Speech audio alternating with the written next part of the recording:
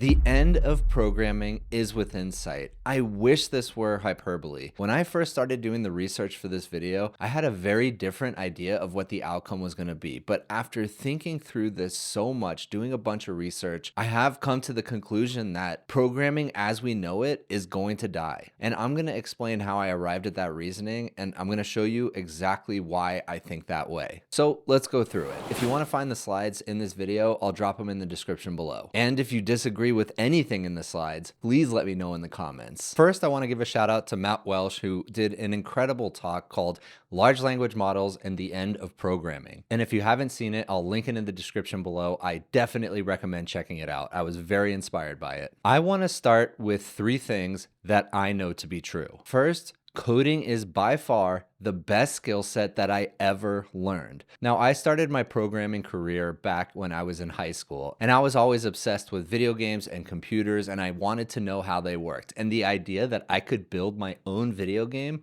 blew my mind. And so I did everything I could to learn how to code myself. And when I got a little bit older, right out of college, coding allowed me to take my ideas and build whatever I wanted. And I didn't have to rely on anybody else. And this was really key. I was always thinking of new ideas and wanted to build something, and having to rely on somebody else to build my vision just did not work for me. And I could really build as quickly as my passion drove me to do so. And that led me, after multiple failed startups, to one that was actually successful, my previous company called Sonar. I started Sonar by myself, wrote all of the initial code, got the first customers, and then of course, I brought on an incredible team to help me build it into what it became. But it all started with a conversation with a friend of mine who had this problem, and I told him, hey, let me try to solve that for you using software. And that led to the next 10 years of my life building out that company. But the key is I was able to just have a conversation, and then in the same day, I was building. The second thing I know for sure, coding is very hard. Even after 20 plus years of doing it, it is extremely difficult for me. I mean, Python package management continues to be the bane of my existence, and it seems to be hard for most people. For those who can get over the fear of even starting to learn it, there's a huge learning curve. Coding requires you to think through every possible permutation of a problem for, in some cases, extremely complex systems. And then you have to write down all of these instructions in a language that is very foreign and doesn't come naturally. And of course, bugs are really hard to see when you're actually in the code. And number 3, because of everything I mentioned, humans are just really bad at coding. At least most are. The human brain isn't really wired to keep every single edge case, every single permutation of a complex system. That's why we write code in little batches and then try to put all of these different batches together. And if you think coding was hard today, you have no idea how hard coding was back in the day. Look at these 2 pictures. On the left, we have computers that basically took up entire rooms. And then on the right, software had to be actually physically punched into these cards. And then it got a little easier, of course. We started with brittle, unforgiving syntax, manual memory management, and thinking about every single byte. But it got easier. We have now expressive languages, dynamic languages, meta programming, automatic memory management, and a wide range of very powerful tools to help us because we are so bad at coding. Look at what we started with. On the left, we have assembly code, and it is not friendly to humans. Then we got basic, and it became a little bit easier. You can start to see it looks a little bit like natural language. Then we had C and JavaScript, and things became easier, and we had more libraries, and we were able to have object-oriented programming. And we started to craft programming in a way that made it easier for humans to understand. And now we have more modern programming languages like Python and Go, which, if you look at them, they look pretty similar to natural language, obviously not perfect, and if you miss a character here and there, the software is still not going to work, but it is definitely a lot better than it used to be. We've even had enormous advancements in coding tools. So we have better IDEs, and engineers can have every customization that they could possibly think of. We have linters, we have cloud editors, so you can collaborate with other people anywhere in the world, versioning, so we can keep track of where we are in our our progress. We can also revert changes if we make a mistake. We have automation, we have tests, we have package management, even though that doesn't really work all that well still for Python. Syntax highlighting, potential bug warnings. I mean, we really do have a wide range of tools that we could use today. But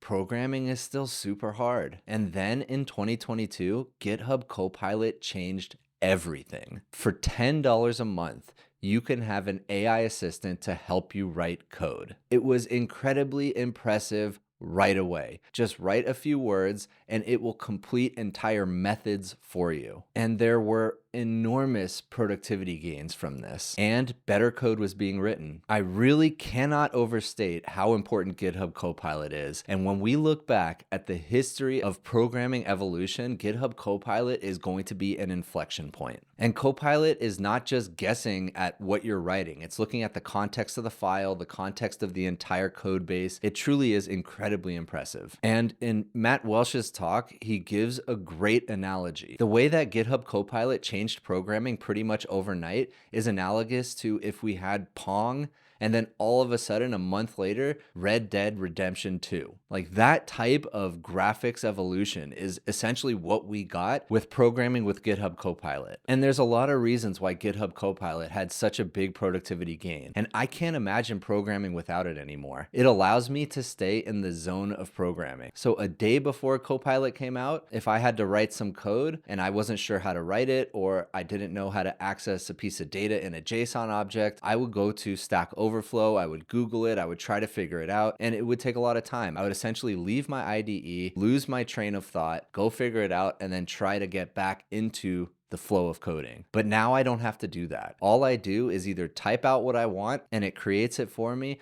or I start typing what I want and it will just fill out the rest. It greatly reduces the amount of trial and error, and you don't have to remember every single syntax. You can just start writing something and it will fill out the rest. Coding has become so much less tedious because of GitHub Copilot. So let me show you what my coding workflow is. And granted, I'm not building production level applications anymore. I haven't done that in a couple years, but I am still coding every single day, testing out AI projects. So I still do a lot of coding, but here's my coding workflow. First, I asked ChatGPT to write me some code. I am not shy about admitting that. The first thing I do, especially with Python, because prior to about a year ago, I had no experience with Python. I just asked ChatGPT to write it for me. Then I paste it into my code base and I test if it works. Then after that, I basically weave the different pieces together with Copilot. Copilot fills in all the gaps for me. And this is me in the middle, the orchestrator. That's all I do. I'm basically orchestrating AI to write software for me. And it turns out AI is actually much better at coding than humans for a lot of reasons. First, let's say you're a software company and you can either hire a human with a salary, who takes breaks, who has wants and needs, who needs benefits, health insurance, onboarding time. I mean, the list goes on. Versus you can just easily spin up a new AI to write more code. And AI scales horizontally incredibly easily. And AI coders are not only much faster at coding, but they're much less expensive too. Software engineers take years of training to become good. AI is going to be trained once and it's going to be good no matter how much you scale that horizontally. And AI is really good at the things I personally struggle with, like finding the right way to access data that's hidden deep in a JSON object, or remembering the syntax for some random piece of code that I have to write. Now, I'm going to show you a clip of Matt Welsh's talk, and he actually does some math to figure out the difference in cost between a human programmer and an AI programmer. Take a look. How much does it cost to replace one human developer with AI? Well, I did the math. So let's say that a typical software engineer salary in Silicon Valley or Seattle is around $220,000 a year. That's just the base salary, doesn't include benefits, doesn't include equity packages, doesn't include your free lunch in your bowling alley and all that kind of stuff. So let's just assume that that stuff costs, $92K a year. This is, again, a little conservative. So the total cost to your employer is roughly $312K for one SWE. How many working days are there in a year? About 260. And so it costs $1,200 a day to employ you as a SWE at one of these companies. Let's do the math. How many lines of code do you think an average developer checks into the code base every day? I mean, finalized, tested, reviewed, and approved lines of code. Most of us who've worked in industry know that the the median value is 0, because there's so many days that you go by where you're waiting on somebody else, or you're in meetings all day, you didn't get anything done, you didn't check it in. But let's just be generous here and say it's about 100. I know 100 doesn't sound like a lot. People are like, but I was programming all day. Yes, but 90% of your code you ended up throwing out, or somebody reviewed it and said it was no good. You have to rewrite it. You were trying to figure out what to do. You were revamping it. So like the final result of your output is something like 100 lines of code a day. That's the final result. How many GPT-3 model tokens is that? It's about 10 tokens per line, more or less. So, and the cost for GPT-3, actually this is probably a little out of date, but at the time I made this slide, it was 2 cents for 1,000 tokens. So if you do the math, then the total cost for the output of one human software developer on GPT-3 is 12 cents.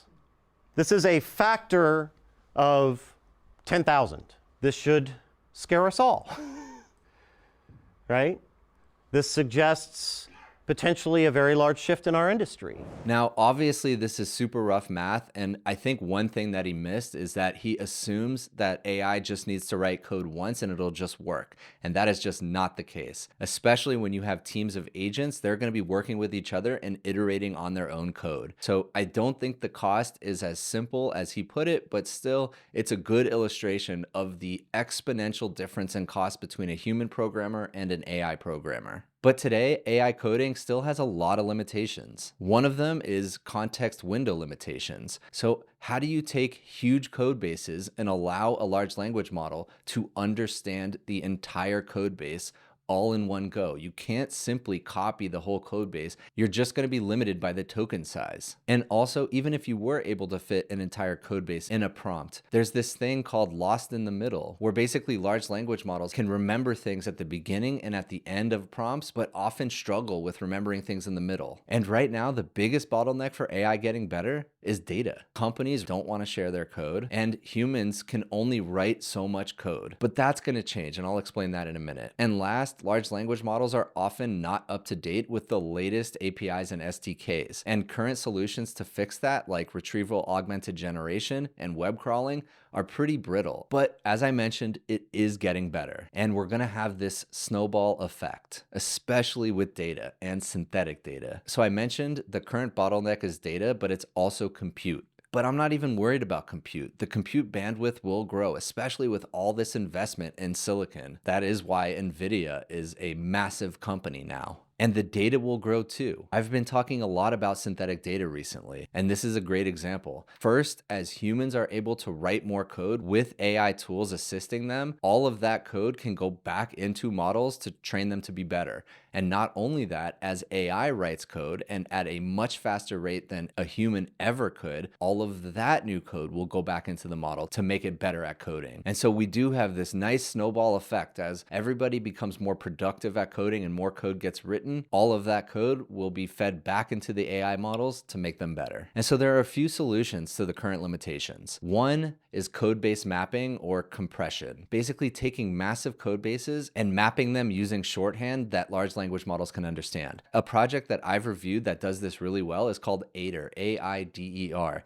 and they use something called universal C tags to define in shorthand all of the methods and all of the code that you have in your code base, and then is able to feed that very compressed, mapped version into a large language model so it can actually understand an entire code base. This is also why most AI coding projects want you to start from scratch and can't iterate on existing code bases. It's for this exact problem, but this problem will be solved, whether it's from increased context sizes, solving the lost in the middle problem, or mapping and compressing code bases so that large language models can understand them easily. And then also we're going to be fine-tuning models specific to coding tasks. So we're going to take these models that were already good at coding and we're going to make them even better. Now, what will coding look like in the near future? And this is what I believe. There's going to be a human project manager who takes the requirements from the business side and puts it into a format that a large language model can understand. Then that human project manager is going to feed it into an AI agent team. So that team will have coders, testers, project managers of their own, but it's all going to be AI. And they're going to write the code, they're going to iterate on it, they're going to test it themselves. And then finally, all of that is going to be fed to a human quality assurance person. So somebody who's going to make sure it checks all the boxes of the functionality that is required. And then it's going to go back to the human PM to think about new features that they want to release after talking to users. But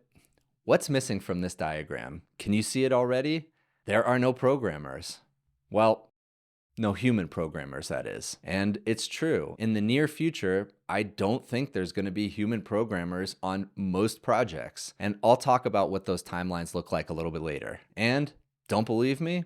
It's already happening. So here's a tweet from Amjad Masad at a hackathon where a winner is a non-technical PM and her work, powered by Replit plus AI, is more technically impressive than teams of engineers. I was surprised at first, but it struck me that PMs must be exceptional prompting. After all, that is their job. So somebody at a hackathon who was non-technical, a product manager, was able to win the hackathon, and this is who it was. She replied to that post, "Hello, I had a lot of fun building DocuTalk with Replit and a huge fan. Replit has collapsed the distance between a vision in my head and a fully functional product." So if she had no coding ability whatsoever, she was able to take the ideas in her head and implement them using software. So impressive. And Vinod Khosla from Khosla Ventures, the founder of Khosla Ventures, who has had his hand in so many massive Silicon Valley success stories, has this to say: "Portfolio companies OpenAI and Replit set this off, a total paradigm shift. No surprise a marketing person just won a coding competition." This was in response to that post by Amjad. And actually, Vinod Khosla put together a list of predictions for the future, and one of them is prediction number 2. There could be 1 billion programmers all programming in natural language. Many parts of the craft of coding would be commoditized, and the entire field would be opened up to those without a CS degree. Democratizing computer coding is well on its way in the next 10 to 15 years. He says there could be 1 billion programmers, but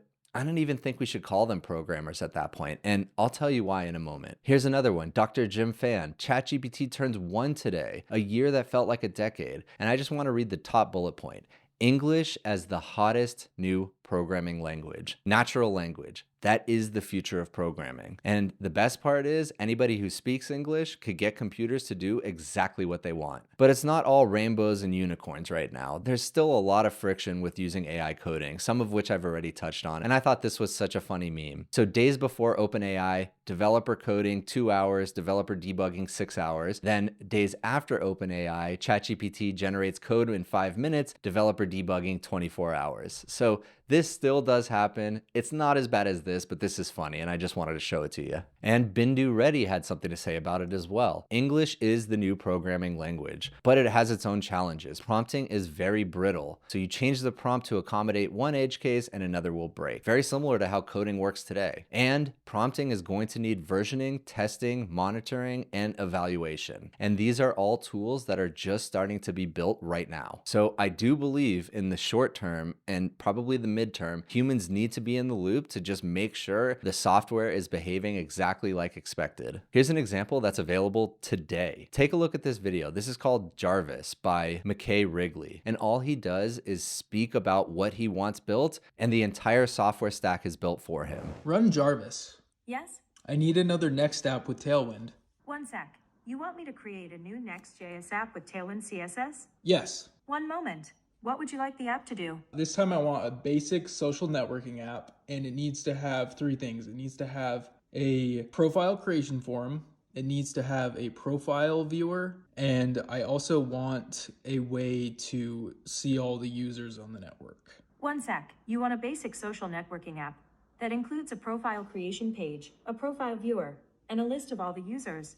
What would you like the profiles to have? Let's keep it kind of simple. Let's just do a name, an email, and a username. One sec. I'll add those fields to the profile schema. What else can I do? I want you to optimize the site so that it works with mobile and desktop devices. And I also want you to style it in like a dark mode. On it. Okay. I'll optimize it for both mobile and desktop and style it in dark mode. Anything else? Start building. Okay, I'll start working. I created a new repo called Basic Social Network. Continuing. I initialized the app continuing. I'm creating a profiles table in your database. Oh yeah, it's Continuing. going fast. I'm building the features you asked Oh, it for. is going Continuing. fast. The app is building correctly. Would you like me to deploy it? Oh yeah. Okay. Deploying to Versal. Continuing. I deployed your project to Versal on McKay Personal. Continuing. I'm all done. Wasn't that fast? You should give me a raise. Okay, if we refresh this, okay, we have basic social network. Where's the just now? Okay, just now it's building. It's building. Basic social network. Okay, just building just now. You know the drill. This is all live. Oh, let's jump into Supabase. You should be able to see. Yeah, see, we now, guess what we have now? We have a profiles table with the correct schema. Boom! Dark mode. Let's see if it's responsive. Okay, that looks fine. Okay, now we got to try this out. I'm gonna put test. Let's do just test, and we'll just do test@gmail.com. We should be able to submit this, and this should work. Profile created successfully. Okay. It shows the profile. You see we have an all profiles list. Let's click that. Okay, this is showing us the profiles. Now let's go, let's make sure this is responsive. It is. And if we go to our database, it is in our DB. The game has changed, everyone. Right now, we are going through an explosion of AI coding. This is where we're at. Right here. We're at the very beginning of it. Remember, GitHub Co-pilot came out only about a year ago. ChatGPT, just about a year ago. But it's going to grow exponentially. And when we get up to this point, there's not going to be any more programming, I'm sad to say. And here's a chart that Ben Tossell grabbed from Google Search Trends. This is AI coding search volume over time. And as you could see, right at the end of 2022, we had an explosion in people searching for AI coding tools. So that's all right now and the midterm. What about the long term? I see it being direct natural language to computation. Nothing in between. So what does that mean? Let's talk about it. At the top, we have humans, and they are just going to speak in natural language, whatever language they want. That language is going to be processed and computed by the large language model. And then we're going to have end devices, whatever device it is, whether it's lights around your house, it's your car, computers, phones, anything. The large language model is going to program those devices to do exactly what we want. So the large language model is the operating system. There are no programmers anymore. Humans are the programmers, and since all we have to do is say what we want, I wouldn't even consider that programming at that point. So there are no programmers, no teams, just humans talking to large language models. And so how do we get to this point? We need large language models to get really good at understanding what humans want and converting that into code. And they're already really good at that. And today, it's the worst it's ever going to be. It's only going to be better. So this is the future. This is the end of programming. And what will we need in the future? To be honest, I'm not sure. I have a few thoughts. Maybe computer scientists to do the really low-level, deep, innovative work? Maybe. Will we need quality assurance? Well, certainly AI can do a lot of that, but maybe we always want to have a human in the loop at some point. And we probably also want to verify alignment. And that's, again, another example of when humans need to be in the loop. So what's the timeline for all of this? And of course, this is just my estimate. In 1 to 2 years, we are going to have an absolute explosion in the number of non-technical people who can write software. These are people who have never written a line of code in their entire lives. They are able to write software that drives value for humanity. 5 years from now, non-technical people are going to manage huge teams of AI agents to build complex software. And again, these are people who have never written a line of code in their life. They're going to have entire teams, entire companies of these AI agents. And then last, 10 years from now, natural language to computation, also known as the end of programming. So I started this talk by saying programming was the best skill I ever learned. And I really want to emphasize how true that is. But is coding still a must-learn skill? Would I have my son and daughter learn how to code? Well, the answer is yeah, I still would. I think learning to code, first of all, it's just super interesting. Second, it teaches you how to think about problems, how to break problems down, how to use logic and reasoning to solve difficult problems. And so yes, I still think learning to code, learning computer science is valuable.